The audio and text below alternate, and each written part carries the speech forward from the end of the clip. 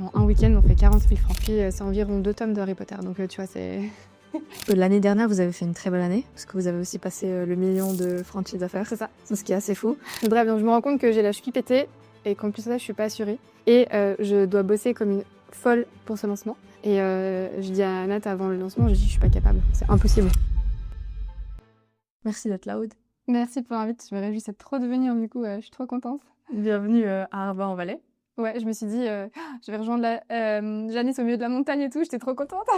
Je voyais, tu sais, les tournants et tout, la montagne, je me dis, c'est bon, je pense qu'elle est là-bas au fond. Ouais, et encore, il n'y a pas de neige, quoi. C'est juste ça le problème. Mais bon, c'est pas grave, ça va faire une jolie balade pour tout à l'heure. C'est chouette, ça me sort de ma petite ville. Ça fait du bien. Alors, aujourd'hui, on va parler de business, toujours. On va parler de ton business, celui que tu as avec Natacha, ta meilleure amie et associée, du coup. C'est ça. Et ça depuis bientôt 5 ans, donc ça, 5 ans. C'est cool, ouais. Putain, c'est une belle date. On va parler du coup d'Oralima, de votre business. On va parler de ce que vous avez fondé, du thème. Mais j'ai aussi envie de parler de toi, de ton parcours, de tout ce que tu as fait depuis ces 5 dernières années, parce qu'il s'est passé beaucoup de choses. On va parler de ta vision de la vie. Et puis, au bout d'une petite demi-heure, on va parler de business pur et dur, parce que j'aimerais que tu me parles de tes challenges business que tu as en ce moment. On va essayer de démystifier un petit peu. On va essayer de voir un petit peu comment est-ce que Janice de Coach Ton Business peut t'aider à décoincer quelque chose au niveau. Trop hâte, c'est ça. Mais d'abord, bienvenue dans Coach Ton Budget et Business, le podcast où on parle d'argent, de thunes, de business, de marketing en Suisse particulièrement. Si vous appréciez cet épisode, mettez-lui une note. Et si vous l'appréciez encore plus, vous pouvez vous abonner à la newsletter qui est dans la barre d'infos. On poste un épisode comme ça toutes les semaines, toutes les 2 semaines à peu près, avec soit un invité, soit moi toute seule, où évidemment je parle tout le temps de thunes.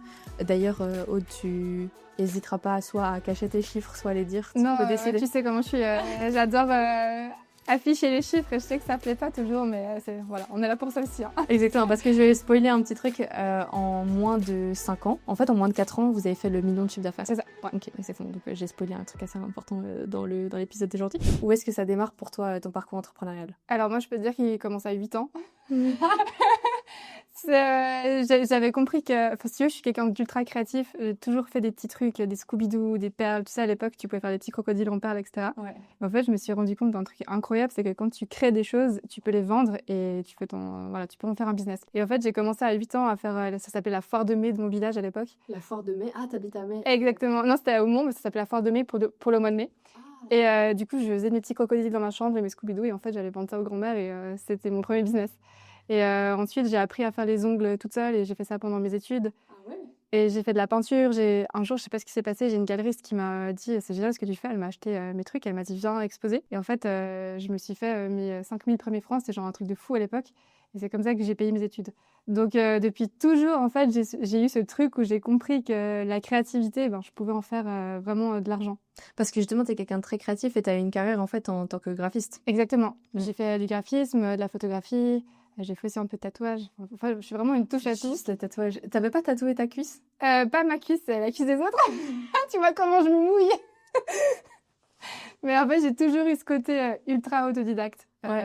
Je regarde des vidéos, je reproduis et voilà, j'en fais quelque chose. Ouais. Et puis c'est ce qui s'est aussi traduit dans Oralima parce que vous avez monté un truc absolument vertigineux. Je dis ça parce que j'ai eu accès un petit peu à vos coulisses parce qu'on a travaillé pour vous avec ma collègue pour Stratégie Gagnante. On vous a aidé à améliorer votre tunnel de vente, à voir un petit peu tout ce qui se passait. Et personnellement, quand j'ai vu tout ce que vous aviez construit, quand on a tout édité, on était sur le cul. Parle-nous d'Oralima. Avec grand plaisir. Alors, Oralima, on peut dire qu'elle s'est sortie de terre en 2020. Ouais, pendant le Covid. Et pendant le Covid. Si tu veux, moi, à la base, j'étais photographe de mariage à ce moment-là, donc j'ai des photos et lockdown. Donc, je me suis retrouvée sans événements, sans rien. Et c'est là où on s'est dit, faut se réinventer. Et puis, moi, j'écoutais énormément de podcasts à l'époque, beaucoup de podcasts américains. Et puis, j'ai découvert quelque chose qui s'appelle le design humain. Et comme je suis dans le design, dans le graphisme, je me suis dit, oh, c'est intéressant, comment est-ce qu'on peut designer en humain? Et puis, je découvre ce podcast. Et à ce moment-là, je vois qu'il y a 5 typologies de personnes qui existent.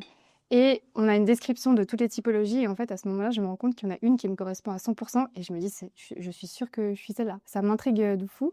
Et je me rends compte qu'il y a aussi un côté un peu mystique derrière. Et je me dis, je fais le calcul. Et en fait, j'ai pas pu attendre. Et je me suis mise sur une bande d'arrêt. C'était un peu sur le côté, tu sais, où tu vas juste, tu déposes ta voiture. Je me pose là et je fais le calcul. Et bingo, ça tombe exactement sur ce profil-là. Et là, je commence à me passionner du design humain. Je commence à lire tous les livres. Et j'appelle ma meilleure amie, Natacha. Et je crie à moitié au téléphone et je dis, tu dois absolument découvrir un truc, c'est complètement dingue. En plus, j'ai l'impression que ça te ressemble. Et là, elle fait le calcul, elle m'appelle le soir, elle me dit, oh, mais c'est de la folie, c'était pas du tout connu en France ni en francophonie. Il y avait 2-3 trucs en français. Ouais. C'était vraiment anglophone et l'aventure Oralima a commencé en fait sur le design humain. Et si tu veux, c'est un outil de connaissance de soi, c'est un outil qui va t'expliquer tes forces, tes talents. Et c'est à ce moment-là que je me suis rendu compte pourquoi je me suis sentie toujours dans le travail un peu étrange. J'avais l'impression que j'étais le petit canard, le mauvais petit canard. Je disais tout le temps à mes parents, j'ai l'impression que je suis d'une autre race, je comprends pas. Ouais. Et puis il y a plein de fois dans mon parcours, parce que j'étais employée avant, où je me rappelle, je me levais là comme ça autour de moi, je regardais et je me disais, mais qu'est-ce que je fous là? Genre, si je dois rester comme ça jusqu'à mes 65 ans, ça va pas le faire. Et j'avais une espèce d'anxiété. Et en fait, si tu veux, cet outil m'a aidé à me comprendre, à comprendre mes forces, à comprendre aussi pourquoi parfois je me sentais pas aussi. À l'époque, j'avais l'impression que j'étais faible. Et puis c'est à ce moment-là que je me suis rendu compte que ces faiblesses-là, c'était plutôt des forces si je les mettais en pratique. J'ai aussi compris pourquoi j'étais super créative. Et parfois, j'avais aussi ce besoin de prendre le lead sur les choses. Forcément, quand tu as une hiérarchie, c'est pas. Enfin, tu vas pas dire, ah, j'ai une idée et puis je vais la mettre en avant. Et en fait, je me sentais coincée dans cette créativité-là. Tu sais, c'est comme si tu as un cheval de course qui est dans un box et il tourne en rond. Et en fait, c'est comme ça que je me sentais, j'avais juste envie de partir. Toi, tu as une stratégie de l'attente aussi? Ou pas du tout? Dans le design comment ça s'appelle? C'est l'attente, non? Stratégie de l'attente. D'attendre l'invitation? Oui, attendre l'invitation, pardon. Oui, je suis projecteur, donc en fait, si tu veux, je dois attendre l'invitation, attendre des choses. Ouais, j'avais cette envie de montrer, de prouver, et puis je me sentais tout le temps restreinte. Donc ça m'a expliqué pourquoi j'étais pas bien depuis autant longtemps dans le travail. Et à ce moment-là, on se voit avec Nat et on se rend compte que c'est un projet de dingue, qu'en plus de ça, il y a aucune opportunité, enfin, il y a rien qui a été fait, donc toutes les opportunités sont ouvertes. Et puis je pense que c'est un outil qui va parler à beaucoup de gens, une façon de faire qui est bienveillante aussi, qui est dans l'accompagnement. Et je pense qu'il y a aussi beaucoup de gens qui, quand on se lance dans le business, on a ce syndrome de l'imposteur et puis souvent on se comprend pas. Et moi, je pense que c'est pareil pour toi. Mais quand tu lances ton truc, les gens ils disent, ah mais moi j'ai pas une idée, j'ai pas d'idée, je sais pas quoi faire, je connais pas mes talents. C'est souvent le premier truc qui vient. Ouais. Et grâce au design humain, on arriverait à trouver ça? En tout cas, ça peut t'aider. Ça peut stimuler. En fait, on va jamais pouvoir te dire tu vas être pompier ou entrepreneur, tu vois. Par contre, peut-être que tu es doué dans la transmission de tes pensées, de tes paroles, la transmission des choses, ou au contraire, tu es quelqu'un qui a besoin des grands groupes, petits groupes. Parce que moi, il y a 3 étapes, enfin, il y a eu 3 déclics que toi, tu m'as fait à moi, en, je dirais, 4 ans. Parce que le tout premier, je me rappelle, on était donc chez Solène. Et là, tu avais découvert le design humain. Et tu nous as dit, ouais, je veux faire votre design humain. Je suis pas sceptique, mais moi, quand tu me parles d'horoscope... Ah ouais, non, mais complètement. Et c'est ça le vrai problème. Voilà, c'est ça. Et tu m'as dit, donc, lieu de naissance, date de naissance et c'est quoi le troisième? L'heure. Exactement. Et ouais, l'heure. Et j'étais ok, bon. Et après, tu as commencé à me décrire tout mon truc. Et j'étais genre, putain, en fait, c'est vachement précis. Après, tu peux toujours te dire, oui, mais bon, elle te connaît. Mais la personne, ton amie, elle te connaît jamais aussi bien que dans ces détails-là. Genre, la personne, elle est pas censée être capable de pouvoir dire des choses aussi précises de toi, de ton quotidien ou de tes forces ou tes faiblesses, tu vois. À part si la personne, elle est méga smart et puis elle a vraiment tout analysé, mais pas comme ça, en fait. Et c'est avec le langage du design humain aussi que tu m'as parlé, donc je savais que c'était pas toi qui sortais ça de ta tête en mode je la connais par cœur, machin. Il y a eu ça. Et en fait, à l'époque, je me rappelle, tu l'avais fait sur mon ex et tu m'avais dit oui, il est comme ça, il est comme ça. Et j'étais genre, putain, ouais, là, par contre, elle le connaît pas, donc c'est pas possible. Il y a eu ce premier déclic. Et après, plus tard, on s'est revus, je crois que c'était à la fin de l'été 2023 où moi, j'allais quitter mon job et tout, etc.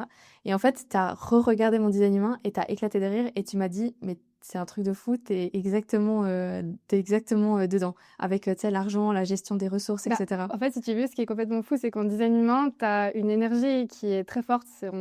C'est l'énergie principale. Je dirais qu'elle fait 80% de qui tu es. En fait, c'est comment tu vas te montrer aux autres. Et en fait, toi, c'est la porte de l'énergie de la gestion financière. Oui, non, mais qui était folle. Et du coup, là, j'ai éclaté de rire et j'ai dit, mais meuf, fonce, quoi. C'est exactement ça. Après, on avait une grosse discussion.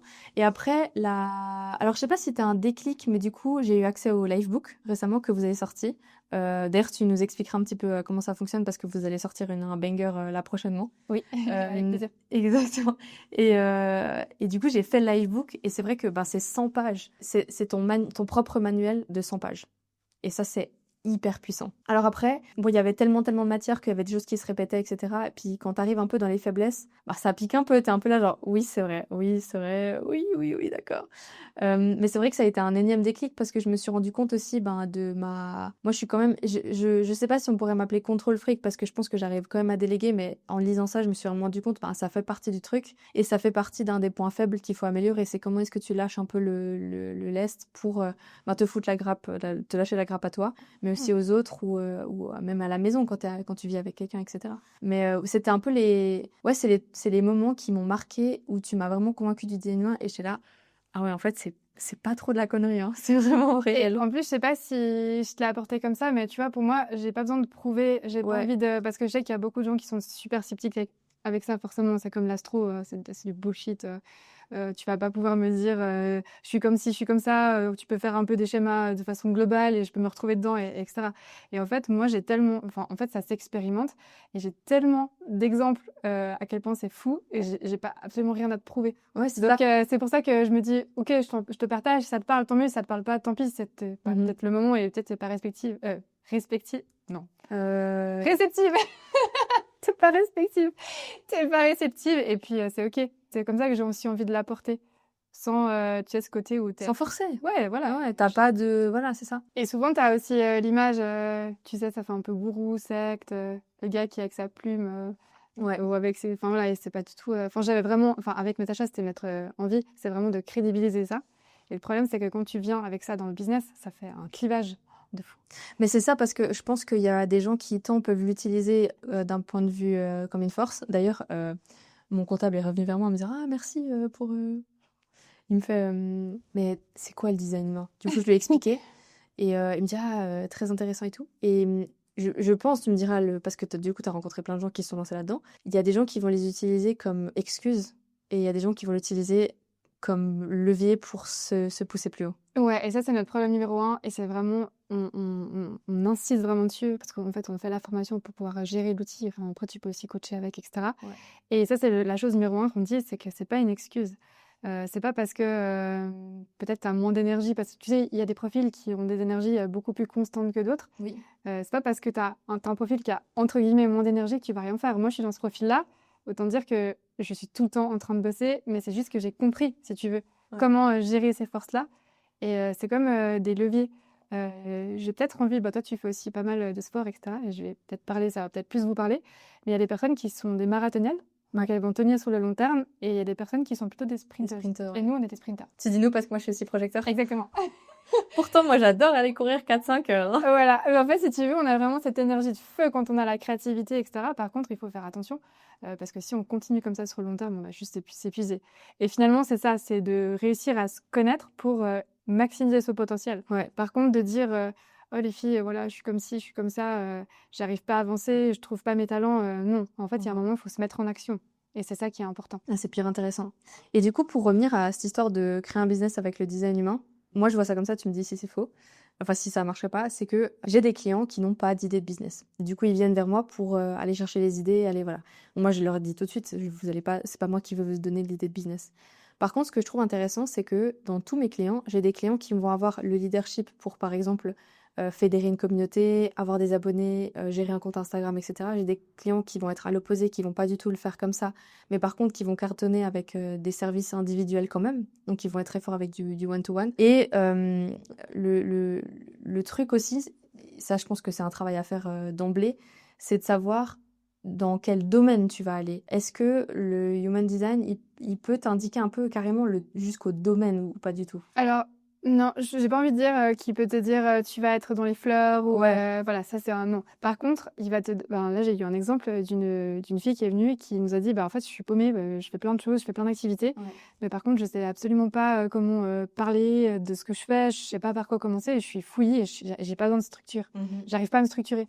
Et en fait, dans son design, on voyait à quel point il fallait surtout pas qu'elle ait une structure. Et c'était important de pouvoir jongler entre plusieurs choses. Mais le problème, c'est que la société on va jamais te mettre ça en avant. Ouais. Surtout qu'il faut faire une niche, il faut faire attention. Alors, c'est important de faire une niche, mais tu as plein de moyens de le faire. Oui. Et puis, on lui a dit, c'est vraiment ta façon de fonctionner. Donc là, tu es sur la bonne voie. Ouais. Par contre, tu peux peut-être mettre ça un petit peu plus en avant. Voilà comment communiquer. Voilà comment mettre ça en avant. Parce que aussi, on sait que si tu veux te mettre en business, il faut quand même déjà, on cherche tous à vivre de ça et à gagner de l'argent. Oui. Donc, faut déjà trouver la première activité qui va te faire gagner de l'argent et après, tu fais ce que tu veux. Tu vois, finalement, c'est une question de hiérarchie. Ça lui a fait un bien fou et elle s'est rendue compte qu'elle n'était pas paumée, en fait. C'est juste qu'elle n'avait pas de structure dans son côté déstructuré. Alors, comment est-ce qu'on avance dans le business si du coup, on est censé pas mettre de structure? Alors, c'est big question mark. Ouais, si tu veux, pour sa part, elle a plein de passions. Ouais. Elle lance des passions, elle lance des nouveaux projets, mais si tu veux, il y a tout qui tourne sur le même sujet. Ouais. C'est toujours du développement personnel. Okay. Le problème, c'est qu'elle s'intéresse à un sujet, un autre sujet, et puis elle les développe à fond. Et c'est ça le problème, c'est que du coup, à la fin, elle se retrouve avec un panel de trucs où t'as 8 activités et tu sais pas comment les communiquer, tu sais pas comment... voilà, donc en fait, le but, c'est de revenir à l'essentiel, de structurer quand même son côté fouillis, et puis cette hiérarchie. C'est-à-dire, on va prendre la première étape et puis ensuite, on va apprendre à avancer. Ok, d'accord. C'est vachement intéressant. Je pense que ça aiderait beaucoup de gens parce que aujourd'hui, j'ai l'impression, enfin, j'ai pas l'impression, je pense qu'il y a une grosse mode du je veux devenir entrepreneur, je veux avoir mon truc et puis je veux vivre ma vie, voilà. Enfin, je le dis ça parce que c'est un peu ce que je fédère aussi sur les réseaux sociaux. Mais par contre, pour arriver à cet endroit-là, il y a un travail à fournir. Il faut vraiment trouver, c'est trouver son chemin en fait. C'est pas trouver sa voie, c'est trouver son chemin. C'est plus profond que ça. Et c'est vrai que si le design humain il pouvait intervenir pour aider les gens sans les figer dans une zone en mode t'es comme ça et puis tu pourras pas faire rien d'autre, c'est top quoi. Mais il faut encore, je pense, que les gens soient réceptifs à pouvoir l'ouvrir, à pouvoir utiliser l'outil de cette manière-là. Et pas seulement. Et tu vois, typiquement, tu as des gens aussi, ils sont pas pour initier, pour mettre des projets en place. Par contre, ils ont de la difficulté à les terminer. Et c'est là où on intervient et on dit, en fait, justement, ça fait partie de toi et c'est pas que t'es nul, c'est pas que t'arrives pas à le faire, c'est juste que peut-être qu'à ce moment-là, il faut un intervenant. Et il faut quelqu'un qui va t'aider à finir le projet. Et en fait, ça change tout. Et parfois, c'est des petits... Nous, on dit toujours avec Nat que c'est des micro-réglages. C'est intéressant. Mais je trouve que, je pense que tu le sais aussi, mais trouver ce petit réglage, c'est un peu un rouage. Parfois, tu trouves pas la pièce et ça te prend la tête. C'est exactement ça. Vous, dans le business, vu que ça fait maintenant 5 ans que vous faites du design humain, parle-nous un petit peu des étapes d'Oralima jusqu'à aujourd'hui. Parce que vous avez ouvert un business digital avec les codes du marché du business digital. Aujourd'hui, en quoi Oralima se démarque et en quoi Oralima est un banger au niveau je dirais le marché francophone parce que c'est pas que la Suisse, c'est vraiment... non, c'est francophone. Si tu veux, nous, on s'est formés aussi aux États-Unis sur le e-commerce parce que ça, c'est un truc qu'on peut parler, mais en Suisse, on trouvait rien sur le e-commerce. Surtout pas sur la formation en ligne. En plus, il y a cette connotation scammy. Tu vends du business en ligne pour devenir soi-disant millionnaire. C'est absolument pas ce qu'on prenait comme valeur, mais... Merci, Yomi c'est ça. Et en plus, il est suisse, donc c'est un peu c'est ça, la seule rêve qu'il y avait. Et puis, si tu veux, nous, on avait découvert cette technique de faire les choses et de les vendre avant de les avoir complètement compris. Sell it before you make it. Exactement. On avait découvert ça et on s'est dit, c'est génial parce que on va créer une formation. Franchement, je vous le souhaite, mais c'est comme faire un enfant. Ah non, mais tu sais que j'ai reposté un post hier parce qu'il y en a qui dit tout le monde veut faire sa formation pour avoir plus de temps, etc. Mais en fait, j'ai une cliente qui m'a écrit aujourd'hui qui m'a dit, mais en fait, Janice, c'est tellement de boulot.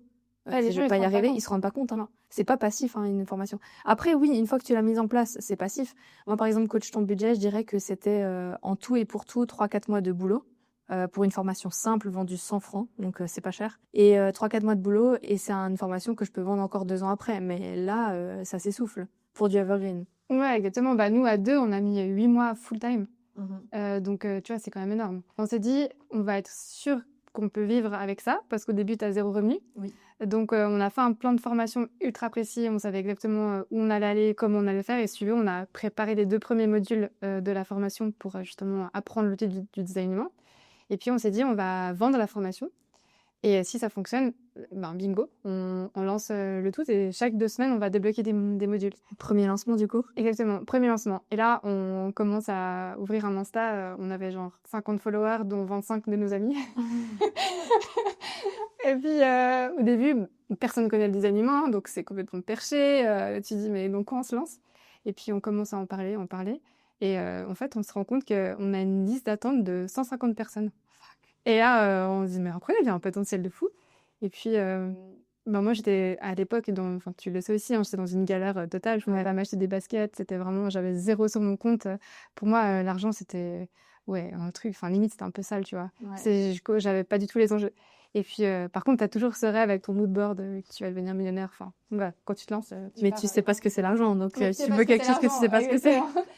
Et puis, on lance le lancement sur environ une semaine. Et en un week-end, on fait 40 000 francs. Putain, 40 000 balles. Ouais, et là, on tombe. Enfin, moi, je me rappelle, on était avec Natacha, c'est notre première expérience vraiment de fou. Et en fait, on se commande à manger. Et à l'époque, on faisait des lives, si tu veux, sur Insta pour vendre nos services. Et puis, on a fini le live, on fait ces premiers chiffres complètement fous. Pour moi, c'était complètement insensé. Et en fait, je pouvais pas manger. C'est coupé, je dis, c'est impossible, je comprends pas comment on a pu faire ça depuis Internet. Et puis là, c'est parti, quoi. Et on a lancé les premiers modules, on a bossé comme des folles, on enregistrait, on faisait des montages. Et pendant 6 mois, on a construit la formation. Et chaque 2 semaines, tu avais le module qui se débloquait. Et puis à l'époque, on était une vingtaine dans la formation. Putain, 20 personnes. Ah, c'est malade mental. Mais tu sais, moi, au début, je me suis lancée. Coach ton business, j'ai lancé en février 2024. Donc là, on enregistre, ça fait pile une année que j'avais lancé. Et mon premier lancement, j'ai fait, je crois, 14 000 francs de chiffre d'affaires, un truc comme ça. Qui, pour moi, quand j'avais entendu, tu sais, des Margot Cunego, vous, parce que j'avais écouté vos podcasts ou comme ça, je me suis dit, mais c'est nul à chier, 14 000 francs, tu vois. C'était vraiment un truc où Alors, j'étais contente. Et puis, mon copain me disait, mais Janice, c'est incroyable. Tu te rends compte que tu te lances sur un marché qui est déjà saturé, le marché du business. T'as fait 14 000 francs. À l'époque, je pense, j'avais même pas 1500 abonnés sur Insta. Et puis, j'avais suivi un modèle classique aussi, de webinaire, avec un webinaire que j'avais préenregistré, que j'avais mis en... Enfin, j'avais fait genre, c'était à 20h ce soir alors qu'il était préenregistré, tu vois. Et j'avais vendu ça comme ça. Et moi, la formation, elle était déjà... Non, c'est pas vrai, j'avais fait comme vous. J'avais fait le module 1 et 2 et après, j'avais continué au fur et à mesure. Et je m'étais sentie très, très nulle de pas avoir réussi à vendre. Et après, il me manquait pas mal de stratégie parce que j'avais laissé la formation en vente par la suite et elle se vendait pas. En fait, t'avais eu le rabais du début et après, il y a personne qui veut rentrer parce qu'ils ont loupé le rabais, donc ils vont pas payer, tu vois. C'est ça. Et du coup, c'est intéressant parce que ça va être un sujet evergreen, justement, parce que vous avez changé de modèle, vous avez fait plusieurs lancements et j'ai vécu ça, donc je sais exactement ce que tu vas me dire. C'est horrible de faire un lancement. Ouais. Ça prend une chier d'énergie. Tu sais jamais le résultat que tu vas avoir, c'est hyper variable. Donc, c'est à partir de quand que vous avez switché en evergreen? On va donner la définition d'evergreen après, mais c'est à partir de quand? Je dirais qu'on a fait ça, on a tenu pendant presque 2 ans et demi, comme ça. Ouais. Et au début, tu te dis, au final, on a aussi suivi les modèles américains, sauf qu'eux, ils font un lancement par année. Et en fait, t'as pas 60 000 followers ou 2 millions. Enfin, ouais, c'est ça. Là, tu te rends compte, tu te dis, oula, ok, peut-être que je vais quand même partir sur 4 lancements. Ouais. Et nous, on était partis sur, du coup, 4 lancements par année. Et puis, en fait, tu pars en campagne électorale, limite, t'es à fond, tu envoies de la pub. 2 mois de boulot au préalable, même 3. En fait, tu bosses toute l'année. Hein. Ouais, et ça, tu le sais aussi. Et ça, on va aussi te reparler après. Mais moi, c'est une méga timide abusée. Aujourd'hui, je peux parler. Tu vois, j'ai même pas eu le stress, alors qu'avant, j'étais en PLS quand il fallait être devant une caméra. Aujourd'hui, je commence enfin à apprivoiser ça. Mais vraiment, au niveau de mon système nerveux, c'était horrible. Tout d'un coup, tu cliques sur le live et là, tu vois qu'il y a 400 personnes qui t'écoutent. Non, et puis tu sais pas qui c'est aussi. Tu sais pas qui c'est. Et je me rappelle, on était du coup toutes les deux avec Natacha en mode ok, c'est bon, guerrière, on va y arriver. Et puis on avait engagé nos copains à l'époque pour au cas où il y avait des insultes de dégager des gens. Vraiment, tu sais, il y avait cette peur parce que forcément, quand t'es sur les réseaux, t'es exposé. Ouais. Et ça fout aussi les boules. Ouais. Surtout quand tu parles de design humain, tu dis c'est un truc perché, la formation en ligne, tu te fais vite aussi traiter de scameuse. Et nous, on a vraiment voulu prouver que c'était du concret. C'était du concret. Alors autant je m'en fous pour le design humain, j'ai pas besoin de prouver quoi que ce soit. Autant pour moi c'est hyper important que tu vas vraiment trouver pour ton argent, que tu vas vraiment apprendre quelque chose, que c'est soutenu. Enfin ça c'est vraiment notre plus grand souhait. Et je pense que si on est aussi là après 4 ans, c'est parce qu'il y a ça. Il y a du passage à l'action, il y a des choses concrètes, on apprend, on avance, etc. Ouais, je vois tout à fait. Donc, on va dire que l'année dernière, vous avez fait une très belle année, parce que vous avez aussi passé le million de francs de chiffre d'affaires. C'est ça. Ce qui est assez fou. Et la plupart des gens, ils disent, c'est quoi, c'est 5 ans? Avant 5 ans, les business, ils meurent. Et puis, vous, en fait, vous avez cartonné, puis vous avez atteint le million. Ça fait quoi d'atteindre le million quand on n'arrivait pas d'argent pour s'acheter des chaussures? Déjà, au début... Tu sais, je vais juste revenir sur un truc, c'est que les 40 000, tu voyais plein d'influenceurs qui partageaient leurs chiffres. Oui. Et Nat, elle m'envoyait ça, elle me disait, putain, meuf, regarde, on peut le faire, etc. Et je disais, arrête d'être arrête d'y croire. C'est facile de faire un Photoshop. Tu sais, je suis graphiste, tu peux faire des faux trucs. J'y croyais pas. Ouais, non, tu peux tout faker, ouais. Ouais, et je me suis dit, c'est pas vrai, c'est pas vrai. Et le jour où je l'ai fait, je me suis dit, bah là, je peux plus dire que c'est plus vrai. Ouais, c'est ça. Et puis, j'ai commencé à avoir un autre rapport à l'argent. Ouais. Et au final, quand tu fais tes premiers 40 000 francs, tu tombes par terre. Et après, quand tu vois les chiffres, au final, ça devient quelque chose de normal. Ouais, exactement, je suis d'accord avec toi. Et bah, tu vois, on a atteint un rythme de croisière l'année passée à environ 50 000 mensuels. Et Ouais. ouais, à l'époque, je pensais même pas que c'était imaginable. Ouais, et en fait, c'est devenu dans ma normalité. Ouais. Donc, au final, on a fêté le million, c'était cool, mais ça n'a pas non plus été une monstre fête, tu vois. Ouais, parce que c'est du chiffre d'affaires. C'est pas comme si toi, à titre privé, t'avais une fortune d'1 million. Donc, c'est un peu différent aussi. Oui, et c'est là que tu te rends compte que ce que tu as imaginé, c'est 50 000 francs, et ce que c'est en réalité, il y a un monde. En fait, c'est pas 50 000 francs que tu vas recevoir sur ton compte en banque. Non, mais ça, je me bats avec les gens. D'ailleurs, il y a eu un commentaire de merde l'autre jour sur...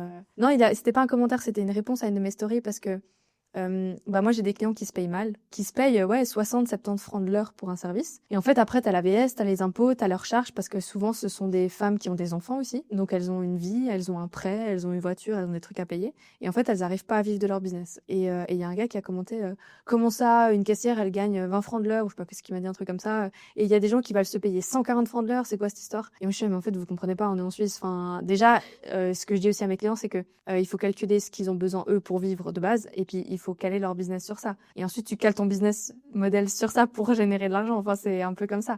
C'est pas l'inverse. C'est pas, on va faire un business model et on va espérer qu'il paye ton train de vie. Ça va pas comme ça. Et c'est ça le problème, c'est que souvent, et nous, on le voit beaucoup parce qu'on a aussi tout un module business pour justement vivre de tout ça. Et en fait, tu te rends compte que les gens, ils ont peur déjà de mettre un chiffre sur ce qu'ils vont vendre. Et puis, à la fin, ils ont jamais fait le truc inverse. Tu as mis un tarif et quand tu commences à faire le calcul et que tu leur montres tout, tu te rends compte qu'elles doivent faire 12 séances par jour à 1 heure. Et comment tu vas trouver tous ces clients? Et c'est impossible. Complètement, si l'agenda est plein encore. Hein, exactement, si l'agenda est plein, parce qu'il faut encore le remplir, il faut trouver tous ces clients. Et puis souvent, tu as des personnes, au bout de 6 mois, ils abandonnent et c'est à ce moment-là qu'ils se rendent compte. Et c'est aussi ça, et c'est tout l'enjeu. Et c'est aussi pour ça qu'on fait ça. De se former avant pour être sûr que tu vas pas, dans 6 mois, te cramer parce que tu t'es rendu compte que tu as perdu tes 6 mois parce que c'était pas assez cher, etc. Complètement. Avant qu'on passe à la question business, moi j'ai une question pour toi. C'est quoi pour toi ta vision de ton business aligné? En fait, qu'est-ce qui fait que aujourd'hui tu te sens vraiment aligné avec ce que tu as créé, que tu es heureuse, épanouie dans ton business? Peut-être tu peux nous parler un peu de ta vie en général, c'est quoi ta routine? Ouais, avec plaisir. Bah, j'aime trop cette question et j'ai aussi envie d'un peu rire parce qu'au début, le business aligné, tu sais, je croyais que c'était de se lever à 6 heures du mat, aller faire une douche froide. Faire du télétravail en Thaïlande ou tout comme ça. Exactement. Et puis, t'as ce côté très réseaux sociaux. Tu sais, t'as ma morning routine d'entrepreneur, tu vois. Et en fait, pas du tout. Moi, si tu veux, un business aligné pour moi, c'est de me lever le matin pas trop tôt. Vraiment, j'ai toujours eu horreur de me lever à 7 heures. Pour moi, c'est un cauchemar. On pourrait pas aller ensemble. Moi, je suis levée à 7h30, je suis à 6h30, je suis là. Moi, je suis plutôt une couche tard. Et en fait, pour moi, le travail le soir, c'est incroyable. C'est là où je suis le plus créative, etc. Donc, en fait, c'est déjà ça, d'avoir plus aligné mon rythme. Et typiquement, si demain, j'ai envie d'aller rejoindre Nat, parce que Nat habite à Dubaï. Ouais. D'ailleurs, on a oublié de saluer Natacha dans la société. Oui, c'est vrai. Donc, Nat est à Dubaï. Si demain, pour de vrai, j'ai envie d'y aller, je prends mon ordi, je prends un ticket cet après-midi, je prends mon billet d'avion, puis j'y vais. Ouais. Et ça, pour moi, c'est incroyable. En fait, c'est vraiment cette liberté que je vais chercher. Et puis, aller faire ses courses à la Migros à 10h un mardi matin, c'est incroyable. Il n'y a pas les moldus. Il n'y a pas tous les moldus. C'est vrai, on ne devrait pas dire ça, mais c'est vrai que moi, j'ai commencé à apprendre ce mot, tu sais, à dire les moldus. En fait, tout d'un coup, tu as accès à des espaces-temps où les gens ne sont pas là, dispo, ils sont en train de travailler, et tu te rends compte que la vie est plus douce. Et c'est en général la vie des retraités. Parce que du coup, ils profitent de ça. La vie est plus douce, moins stressante, moins de bouchons, moins de tout. Et c'est vrai qu'on s'y habitue vite. Hein. Moi, quand je dois quand je dois me déplacer dans un horaire où tout le monde est en train de se déplacer parce qu'ils sont en train de commuter pour le travail, c'est compliqué, quoi. Tu te rends compte qu'en fait, il y a du putain de peuple. Et que c'est très stressant. Et moi, j'ai commencé à avoir des angoisses avec ça. Je me suis tellement habituée à, tu sais, prendre le train le matin. Maintenant, si je vais, c'est à 10h, 11h. Après, c'est les retraités ou les gens qui vont en rando, qui sont en vacances. Et le fait d'être le soir, ça me panique et j'ai oublié ça. Et ça, je me rends compte à quel point c'est un luxe que je me suis créé. Ouais, complètement. Et je partage. Moi, c'est ça le luxe, vraiment. et à chaque fois, je me dis, j'ai trop de chance de pouvoir faire ça. Ouais, c'est clair. Mais c'est un truc qu'on partage, je pense, parce que moi, c'était la liberté de pas pointer, de pas aussi rendre des comptes, tu sais, à ton chef ou comme ça. Moi, il y avait aussi beaucoup de choses dans lesquelles j'étais profondément en désaccord dans ce qu'on faisait au niveau marketing avec la boîte pour laquelle je bossais avant, où vraiment je me disais, mais on peut pas faire ça, enfin, c'est pas possible. Et non, t'es obligé, tu dois le faire, tu dois exécuter. Et ça, ouais, pour moi, c'était pas possible. Et je pense que c'est ce qui fait qu'aujourd'hui, tu te construis un business qui n'est pas comme ça. Mais après, chacun son dada, en fait, hein. Il y en a qui vont préférer être en présentiel, avoir des clients présentiels, etc. Enfin, mais en fait, j'ai encore une autre question avant de passer justement au problème business. Il y a un moment où vraiment le pire truc qui vous est arrivé, l'échec vraiment monumental, il y a un truc qui te marque ou... Ouais, bah c'est justement le jour où je me suis rendu compte que les lancements, c'était plus possible. Ouais. En fait, si tu veux, on avait ce lancement de septembre, on avait injecté un budget qu'on n'avait jamais injecté à l'école. Je sais pas pourquoi aujourd'hui je dis des mots. C'est des trucs qui sortent. À l'époque, on avait je crois injecté 7 000 francs de budget pub. Ok. Et pour nous, c'était un truc de complètement fou et c'était un peu un pari. En combien de temps, du coup? C'était sur 2 semaines. En fait, on avait 7 000, ouais, c'est un joli budget. Ouais, c'était un truc de fou. Et puis, en fait, on avait tout préparé le lancement sur presque 2 mois et demi. Tout était prêt. Ouais. Les campagnes étaient prêtes à lancer. Et puis, il y avait cet enjeu-là où, en fait, le mardi soir, il fallait qu'on soit en live parce qu'on partait sur une présentation. C'était un webinaire d'environ 1 heure. Donc, il fallait juste que ce soit parfait. Et 2 jours avant, je tombe et je me pète la cheville. J'étais au bout de ma vie. Vraiment, en plus de ça, je me rends compte à l'époque que le fiduciaire avec qui j'avais travaillé, j'ai pas été assurée en accident. Ah, il y avait cette histoire, ouais. Alors que, bref, ça aussi, c'est aussi un truc, il faut faire attention, il faut tout vérifier de fois. Et ça, c'est pas évident, passer la jungle au début. Bref, donc je me rends compte que j'ai la cheville pétée et qu'en plus de ça, je suis pas assurée. Et je dois bosser comme une folle pour ce lancement. Et je dis à Nat avant le lancement, je dis, je suis pas capable, c'est impossible. Et en fait, on pouvait juste pas lâcher, c'était impossible. Enfin, tu perds sur ton lancement, il y a des gens qui t'attendent, ils sont là en live, t'as injecté tout cet argent et en plus, tu sais que c'est sur septembre, donc c'est sur le Q4. Ouais. Et c'est là que tu fais le plus d'argent. Donc, faut prendre son mal en patience. Vous avez fait comment? Je me rappelle, j'avais les larmes comme ça, tout le monde me tapait allez Aude, vas-y et tout. Devant le live, j'avais le cœur à 200, c'était vraiment affreux. Et puis, allez, c'est parti. En fait, j'ai fait mon heure, et finalement, ça allait. Ouais. Et puis, ça a sauvé les meubles. Mais c'est là que je me suis dit, et en fait, on était dans une période où on avait lancé trop de produits, on avait été trop gourmande, on était sur ces lancements, et on s'est dit, on va se cramer comme ça. Et là, il faut qu'on remette les choses en classe. Moi, c'est souvent un truc que je me dis, hein, c'est là, c'est un peu plus creux, il faut que je lance un nouveau produit, qu'est-ce qu'il faut que je fasse? C'est un peu tout le temps les questions où tu te dis, putain, comment ça va? Ou parfois, je me dis aussi, je vois le long terme, genre je me dis, putain, s'il faut que je fasse ça pendant 20 ans, ça va être chaud, enfin, ça va être sport, tu vois. Et en fait, non, quand t'avances au day-to-day, tu te rends compte que c'est pas exactement ça la réalité, et puis que tu peux être un peu plus slow dans le business, et puis, en fait, ça fait partie du truc, les vagues, quand même. Ouais. Moi, je me rappelle, tu m'avais raconté l'histoire de ton média buyer qui avait déserté, en fait, qui faisait plus les pubs. Ouais, bah justement, sur ces lancements-là aussi. On se rend compte qu'on a, on a injecté tout ce budget et en fait, le soir avant le lancement où tu payes go départ, il y avait rien qui avait été set up dans le business manager. Putain, c'est fou ça. Et là, on a commencé à paniquer. Et en fait, c'est aussi un truc que je me suis rendu compte et ça m'a fait tellement évoluer. Et ça, je remercie trop le business. En fait, c'est toute ta faute. C'est pas la faute de l'autre. T'as peut-être pas bien géré, t'avais qu'à vérifier avant et tu dois juste trouver des solutions. En fait, t'es tout le temps en train de trouver des solutions. Et moi, ça m'a énormément... en fait. C'est tout, ouais, c'est ça. Et ça m'a tellement fait évoluer dans ma vie parce que je me trouve plus d'excuses. Ouais. Tu vois. Ma foi, c'est de ma faute. Et je crois que ça va sur la question business que tu dois me poser. C'est en lien avec ça. Ouais, exactement. Bah, c'est vrai que j'ai 2 problématiques du moment. Peut-être qu'on peut... Je dirais, Vas-y. ma première, mais c'est le fait qu'aujourd'hui, on a décidé de travailler le plus minimalement possible. Donc, on va sur un business qui est automatisé, sur des choses très minimales, mais qui fonctionnent bien. Et puis, pas être dans ces rushs de lancement. Mais par contre, être sur quelque chose d'automatisé qui te rapporte tout le temps. Ça rapporte un peu moins, parce que forcément, quand tu as un lancement, tu as des gros pics. Mais par contre, sur toute l'année, t'es mieux. Et tu gagnes plus, finalement. Et le problème, c'est qu'en ayant fait ça, on est en train d'automatiser. Ça prend énormément de temps à tout mettre en place. Et puis, on est tellement dans le faire en ce moment, alors qu'on ne devrait pas être que dans l'exécution. C'est pas du tout bien. Mais malheureusement, on n'a pas le choix. Et le souci, c'est qu'actuellement, on n'a pas du tout le temps de recruter. Et c'est vraiment là, on se rend compte qu'on a besoin de recruter. Et c'est des choses un peu bêtes en ce moment. Typiquement, je fais de la mise en page Canva, mais c'est absolument pas à moi de faire de la mise en page Canva. Mais j'ai pas le temps de chercher quelqu'un Qui va le faire pour qui toi. va faire, expliquer, attendre 2 semaines parce qu'on est vraiment dans le rush. Et puis finalement, c'est ça l'enjeu, c'est quand est-ce que je suis prête ou pas. Est-ce que là, alors, du coup, on va juste expliquer qu'est-ce que vous sortez. Parce que là, grosso modo, vous avez sorti, je crois que c'était en décembre, le Livebook. Exactement, ouais. Le Livebook, c'est un livre où en fait, on rentre sa date de naissance, etc., enfin, les éléments qu'il faut pour le design humain, et on reçoit un livre de sa vie, en fait, un espèce de manuel, c'est ce que je parlais avant, où on a tout qui est détaillé. Et en fait, vous avez automatisé ça, c'est-à-dire qu'aujourd'hui, les gens peuvent venir acheter, recevoir ce livre, vous n'avez plus rien à faire, tout est fait. C'est ça. Et là, l'idée, c'est que c'est une idée de nous, hein, je crois, c'était de le mettre en gratuit, une partie gratuite pour que les gens puissent se projeter dans la totalité du livre. Et c'est ça que vous êtes en train d'automatiser pour du lead magnet, c'est ça? Oui, et si tu veux, le design humain, il y a des millions de possibilités. Il y a genre autant de possibilités que d'humains. Ouais. Donc ça veut dire que c'est des trucs avec des algorithmes et des possibilités où en fait, toi, tu vas créer toutes les possibilités à l'avance. Ouais. Et c'est une machine de guerre. Mais ça demande beaucoup de travail, tu vois.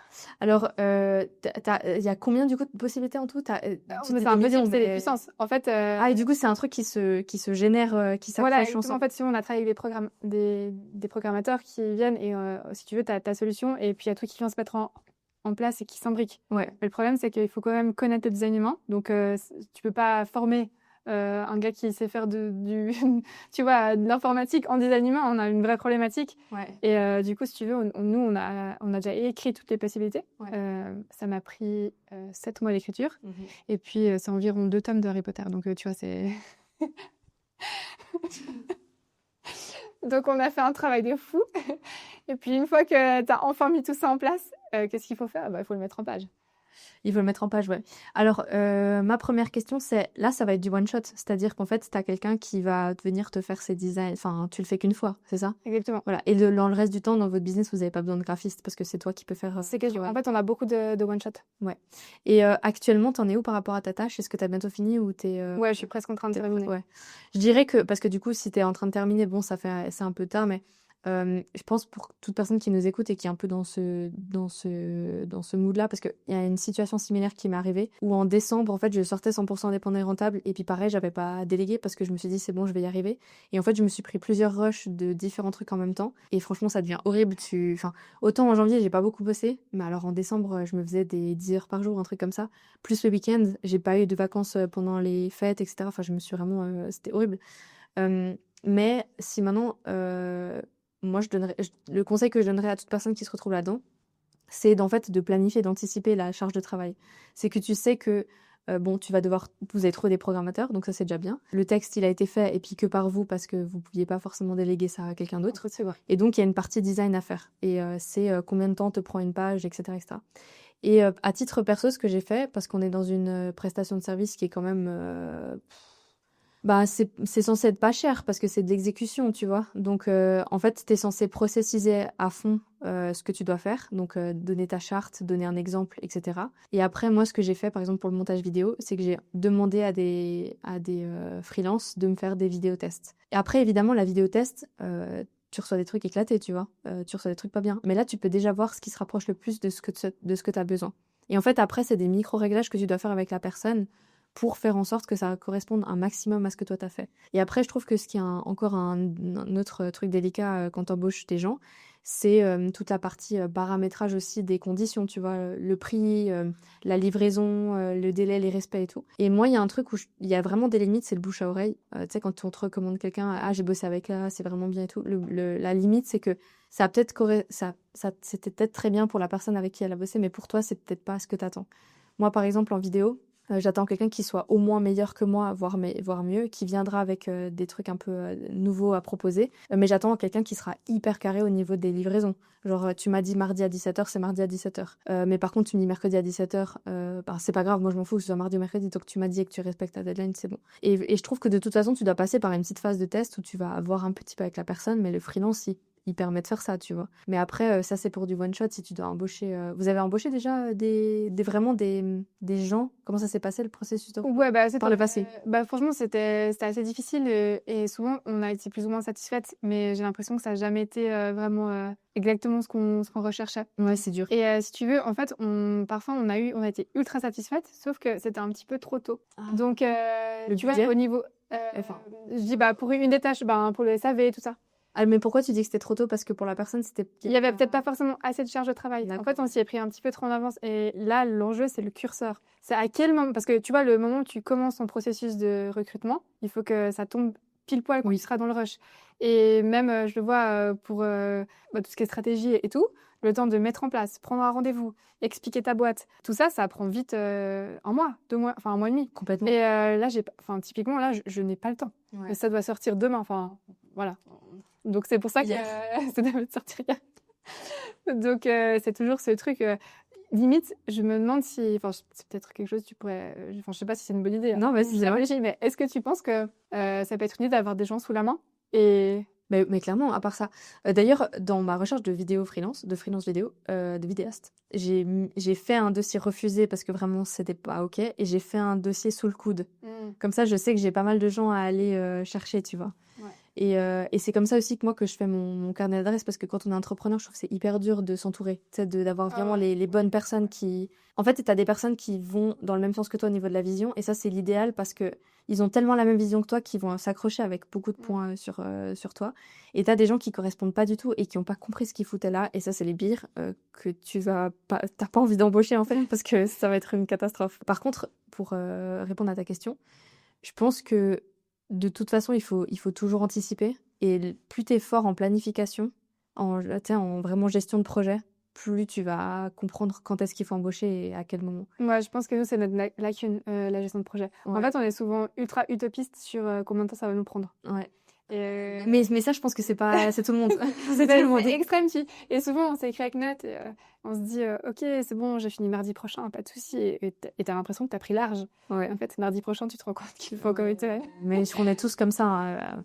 Après, moi, j'avais vu, je crois que ça s'appelle Amélie Caen, je sais pas si tu connais l'Académie du temps. Ouais. Elle en parle beaucoup, elle fait pas mal de contenu justement sur la gestion du temps. Et puis, moi, j'avais beaucoup aimé, j'avais suivi un de ses webinaires où elle disait justement on vise pas assez large en fait. Ouais, Qu'il vaut mieux viser beaucoup plus large et puis réduire après enfin gagner du temps en fait sur. Ça, c'est un vrai deadline. conseil. Hein. Quand tu démarres, c'est encore pire. Et même après 5 ans. C'est ça. Ouais. Bah moi, coach ton business en tout, tu vois, tu disais que vous avez mis de 8 mois à 2. Coach ton business pour avoir la version telle qu'elle est maintenant, sachant qu'on n'est pas sur un truc du style, je sais pas, comment il s'appelle, la Jérémy Coleman, ou on n'est pas sur une méga formation en ligne. Ouais. Donc c'est pas comme si j'avais déployé plein de trucs en ligne. Il y a un mentorat derrière quand même. Ben c'est 12 mois toute seule. Hein.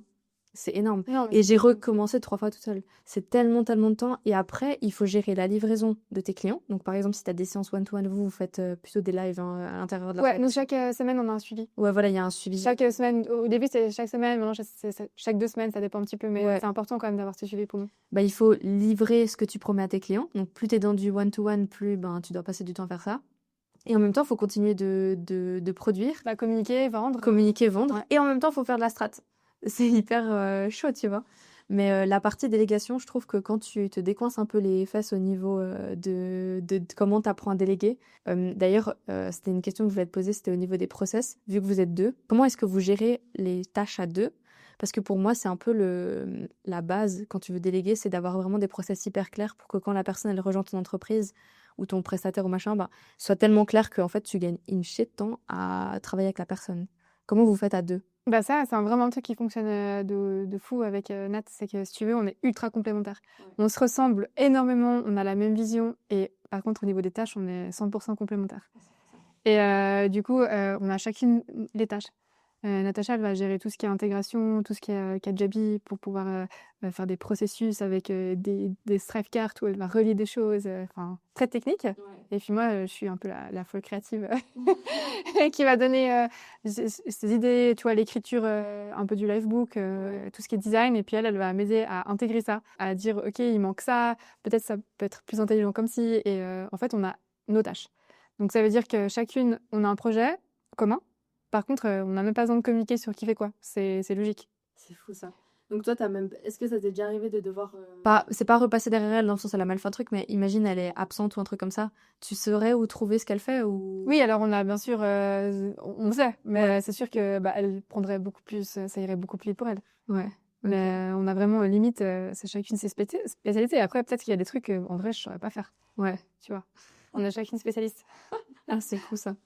Et t'as dit que t'avais une deuxième problématique? Ouais, ben, ma deuxième problématique, c'est, je te disais avant, le fait de show up, de me montrer. Je sais, ben, tu vois, on a une communauté qui grandit ultra lentement. Après 4 ans, et que à 7500 personnes, tu vois. Mais attends, ça c'est sur Instagram ou dans votre base Sur email? Instagram. Non, parce que votre base email, elle doit être... Ouais, notre base email, ça se regarde. Vous avez quand même une bonne communauté. Ouais, qui en fait, grandit. avec Nat, on appelle ça la communication en sous-marin. Ça n'existe pas en Ouais. marketing, mais voilà comme on l'appelle. Non, mais c'est votre communauté. D'ailleurs, je te coupe, mais moi, je pense que vraiment, un des trucs à prioriser dans les prochains mois, mais ça c'est parce que quand j'ai vu ce qui s'est passé sur TikTok aux États-Unis, je me suis dit, ouh là là, ça pue. Ouais. C'est d'avoir un maximum, enfin, c'est pas moi qui l'invente. De toute façon, il faut un maximum rediriger tes prospects vers tes propres bases, mais c'est d'animer quelque chose à l'interne. En fait, on cherche pas à avoir une communauté de 5 à 10 000 personnes à l'interne, mais d'avoir peut-être moins 1000, même moins 100 personnes qui sont ultra actives. Mais en fait, c'est ce qui va vraiment faire vivre ta marque. Et bah vas-y, je t'ai coupé. Continue. Ah non, mais nous, notre newsletter, c'est c'est incroyable. Et, Ouais. vraiment, on sous-estime ça. Ah, mais tout le temps, moi, je dis tout le temps. Et on dit, le newsletter, je ferai ça comme ça. Et en fait, c'est tellement important. Enfin, ouais, nous, chaque jour, on a environ une centaine de personnes qui s'inscrivent. Ouais, tu vois. Et c'est hyper important. Enfin, entre la pub, l'organique, il y a plein de choses. Ouais. Mais c'est vrai que ça, c'est quelque chose qu'on gère plus ou moins. Mais du coup, je rejoins ce que tu allais dire par rapport au fait de show up. Un problème actuellement où vous avez peur, vous montrez pas assez. Donc, ouais. Je pense à un syndrome de l'imposteur. Et c'est un truc que mes clients me disent toujours. Je suis pas à l'aise devant la caméra. J'ai peur d'embêter. Bon, c'est encore un peu différent. J'ai peur d'embêter. Parce que vous avez pas peur d'embêter avec vos emails, vous y allez. Ouais, non, c'est plutôt... En fait, si tu veux, on a parlé de fric, on a parlé de vie parce que j'ai aussi tout quitté. On est parti 6 mois en Thaïlande dans des trucs de rêve et tout. Et puis, quand on a commencé... Enfin, tu vois, moi, je me considère un peu comme la meuf de la campagne lausannoise, autour de Lausanne, qui a jamais connu des trucs de luxe. Quand j'étais petite, j'allais dans les campings et tout, puis j'ai commencé à pouvoir me payer des trucs un peu cool. Puis au début, tu partages sur les réseaux. Et en fait, tu t'en reprends plein la gueule. Ouais. Par tes amis, par ta famille. Franchement, j'ai été choquée. J'ai reçu des messages comme ça, en privé, comme quoi... j'avais trop changé et en fait, fondamentalement, je suis toujours la même. Ouais, je trouve pas que t'as changé, moi. c'est juste, tu sais, sois content. Et c'est vrai que j'ai vraiment vu, au début, je suis partie un peu, le monde des bisounours, ça on me l'a déjà un peu reproché, mais j'étais là, mais purée, regarde, je suis rien, j'ai pu le faire, vas-y. Et puis, ça donne tout de suite cette image de scameuse. Ouais. Et c'est comme si c'était pas possible et tout. Et en fait, j'ai pas mal souffert de ça. Et j'ai plus osé montrer, j'ai jamais, j'ai une voiture, mais tellement pourrie. Genre, à chaque fois, je lançais du sel dessus pour être sûre que je me dis, est-ce que je vais arriver au point B et tout. Ça a duré 4 ans. Aujourd'hui, j'ai enfin pu m'acheter une voiture de rêve et tout. Enfin, pour moi, c'est une voiture de rêve. Ah, c'est une voiture de rêve, on peut le dire, c'est une voiture de rêve. Et en fait, j'oserais même pas partager ça sur les réseaux, alors qu'en fait, c'est quand même une concrétisation de se dire, t'as réussi à faire ça. Et en fait, je sais pas, j'ai un problème un peu avec ce côté matériel. C'est dans ton design, la partie matérielle? Genre que t'as besoin, parce que tu m'avais dit ça une fois à mon sujet, que moi j'avais besoin d'un environnement, alors c'est pas d'être matérialiste. Je sais pas comment tu pourrais décrire ça avec les mots du design humain. Ouais, dans le design humain, si tu veux, t'as un côté où tu peux être très nature et pour toi, c'est important d'être dans un cocon très naturel et puis tu vas pas forcément oser montrer ton côté, j'ai envie de dire superficiel. Ouais. Et puis ça pourrait créer une dissonance. D'accord. Donc ça, je pourrais le voir dans le design humain. Mais c'est ton cas? Non, c'est pas mon cas. C'est quoi du coup dans mon design humain, franchement, j'ai tout qui dit que je dois me mettre en avant. Si tu veux, j'ai un canal qui s'appelle le canal du leader. Et déjà, quand j'ai appris que j'avais un seul canal, enfin, si tu veux, c'est mon énergie constante et que c'est le mot c'est leader, j'étais fâchée contre ça. Je dis, mais moi, je suis pas du tout un leader. Je veux pas me mettre en avant. Je dis, non, je fais ma gueule. Je me vois pas, je me considère pas comme ça. Et j'avais l'impression que c'était mal de se mettre en avant. Moi, je me rends compte que si tu veux, dans le design humain, tu as des talents. Et quand ton talent, il se concrétise de façon positive, tu vas briller. Mais il peut être aussi à l'extrême opposé. Et là, je suis en train de travailler avec ça. Mais si finalement se montrer et se mettre en avant, c'est pas forcément que les réseaux sociaux. C'est aussi juste dans sa vie, admettre qu'on réussit et qu'on a le droit de réussir. Ce serait aussi ça, non? Enfin, ouais. Je sais pas, hein, c'est... Non, mais je pense, en fait, je crois qu'il y a cette timidité aussi. Et puis, Natacha, elle habite à Dubaï. Et puis, quand on parle de Dubaï, on se fait lyncher, tu vois. Et tu mets les stories, on voyait 20 followers en moins. Et en fait, tu te dis, mais je sais, c'est bien. Enfin, d'un côté, ça fait du tri. Ça, Oui. je suis d'accord. Mais tu sais, tu sais plus comment parler, quoi parler. Est-ce que c'est correct, pas correct? Et puis, il y a un peu ce côté genre, est-ce que ça va péjorer mon business? Et j'ai envie d'en parler, mais enfin, Ouais. je me sens jamais vraiment à l'aise avec. À l'aise. Ouais. Mais après, je trouve que vous avez une particularité parce que moi, je vous parle souvent d'ailleurs aux gens qui nous écoutent. On n'a pas besoin d'être à Dubaï, machin et tout. Je dis souvent ça ou à Bali, etc. Mais c'est plutôt dans une optique de. D'ailleurs, j'ai souvent des messages. J'en ai eu un sur YouTube l'autre jour. Ouais, mais pourquoi rester en Suisse quand tu peux faire des marches plus importantes si tu habites à l'étranger? En fait, on a envie d'habiter en Suisse. On est dans un pays incroyable. Bah, ouais. Mais D'ailleurs, j'aurais pu habiter partout dans le monde. Ouais. Et je suis restée en Suisse, tu vois. Ouais. Particulièrement dans une Basiquement. commune très sympa de l'Ouest lausannois. Ouais, vraiment. Enfin bref, rien qui va. Ah, voilà, c'est ça. Mais moi, je suis perdue en Valais quand les gens viennent me voir, ils me disent, mais Janice, qu'est-ce que tu fais là? En fait, je kiffe, quoi, c'est trop bien. Ouais. Et en fait, au final, on n'est pas au centre-ville de Lausanne, au centre-ville de Genève, on n'est pas dans des villes qui coûtent cher, et c'est ce qui fait aussi que notre train de vie, il est plus modeste, mais il est mesuré, et puis il va avec tout le reste. Mais par rapport à ce que tu voulais dire, c'est que moi, je dis souvent qu'on n'a pas besoin d'aller à l'étranger, etc. Et dans le cas de Natacha, c'était pas pour aller faire la dropshippeuse à Dubaï, en fait, Ouais. qu'elle a fait ça. C'était aussi par rapport à son copain, c'est ça? Exactement, lui, il Ouais. travaille là-bas et puis on va, elle a eu un réel coup de cœur pour Bah voilà, voyager, c'est tu ça. vois.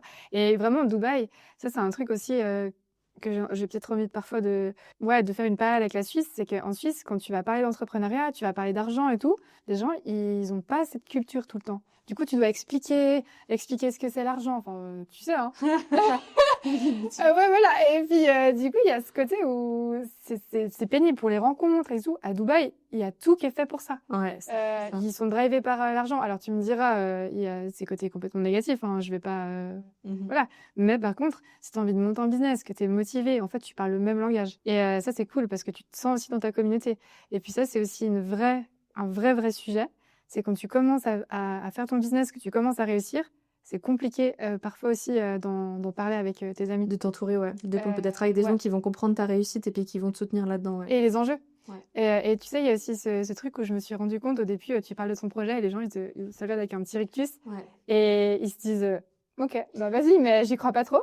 Et puis une fois que tu as réussi, on te demande alors ça marche toujours. Comme si, en fait, tu allais te planter. Ouais, mais tu sais que moi, ces derniers temps, j'ai eu beaucoup de remarques parce que en septembre, j'ai pris le pari d'arrêter de parler de mes chiffres. J'étais là, vas-y, je dis plus rien, on arrête. En décembre, j'ai changé d'avis, je me suis dit, ok, mais en fait, la nouvelle année 2025, pourquoi je parlerai pas de nouveau des chiffres? Parce que vu que je parle de thunes, etc.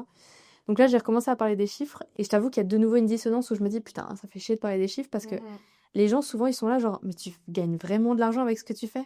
Je dis, mais les gars, mais vous vous rendez pas compte, en fait. Il faut le voir pour le croire. Et nous, on est dans le business, donc on voit les chiffres, on est là, genre, mais ça fonctionne. Et il n'y a pas que nous. Il n'y a pas que nous, putain, il y a des milliers de personnes qui font de l'argent en ligne. Bon, c'est vraiment horrible de dire ça, on se fait de l'argent en ligne. Ouais. Mais en tout cas, avec Internet et avec le monde du digital.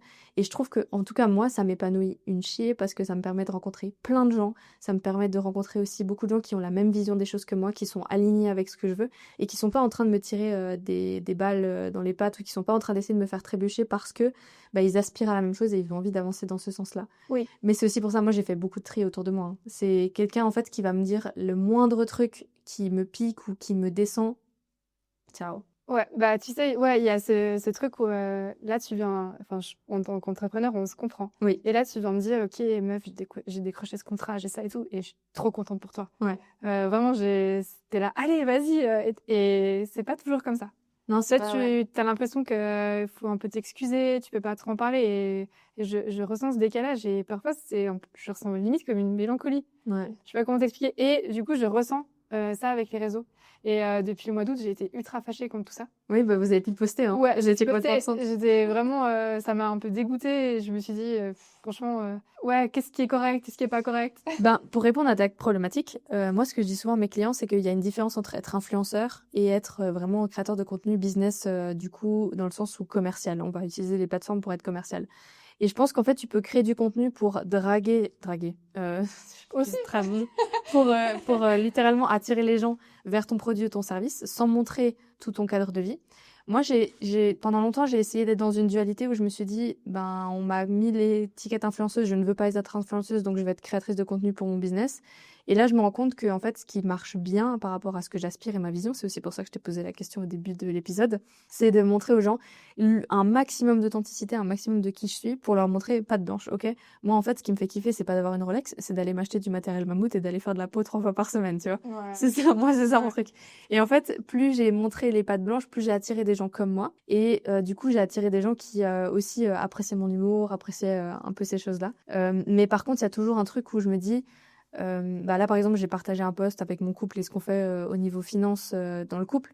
Et je sais très bien que parfois, tu peux marcher sur un fil où tout d'un coup, tac, tu vas te recevoir un truc et tu vas dire, ah putain, t'as ça de tomber. Mais dans ce moment-là, un jour, on m'a dit, il faut vibrer plus haut que ces énergies basses. Et moi, ça m'a pas mal aidé à me dire, dans ces moments-là, ben, vibre encore plus fort parce que tu ne vas pas sentir leur vibration. Ouais, puis au final, c'est vrai, il faut pas s'excuser de ça. Ouais. Je crois que j'avais un peu ce côté où, bah, désolée.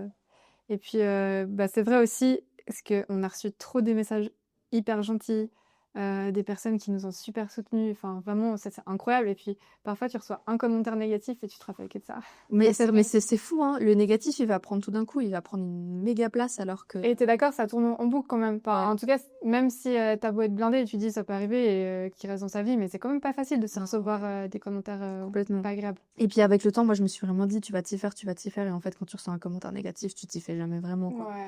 Après, il y a toujours des degrés, hein. Il y a des gens qui vont bien construire leurs commentaires négatifs et t'es vraiment genre en PLS parce qu'il était bien construit. Et il y a des gens qui vont te dire un truc de merde et t'es là genre, bah, vas-y.